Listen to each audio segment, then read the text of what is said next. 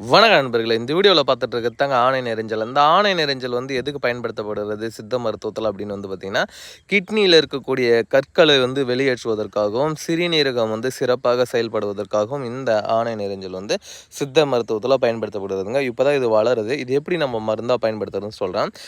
ஒரு லிட்டர் அளவுக்கு சுத்தமான தூய்மையான தண்ணி, பச்சை தண்ணி தான் எடுத்துக்கணும். அது வந்து மெயினாக ஆர்வோ வாட்டராக இருக்கக்கூடாது. அதுக்கப்புறம் சுத்திகரிக்கப்பட்ட தண்ணியாக இருக்கக்கூடாதுங்க. நார்மலாக நம்மளுக்கு கிடைக்கக்கூடிய நார்மல் தண்ணி, போர் தண்ணி இருந்தால் போதும், குடிக்கிற தண்ணி. அந்த தண்ணியில் இந்த தலைகளை பிரித்து எடுத்துகிட்டு போய் போட்டு ஒரு அரை மணி நேரம் இல்லை 1 மணி நேரம் அந்த தண்ணியில் இருந்தாவே போதும். அந்த தண்ணி வந்து பார்த்திங்கன்னா ஜெல்லு மாதிரி கன்வெர்ட் ஆகிடும்.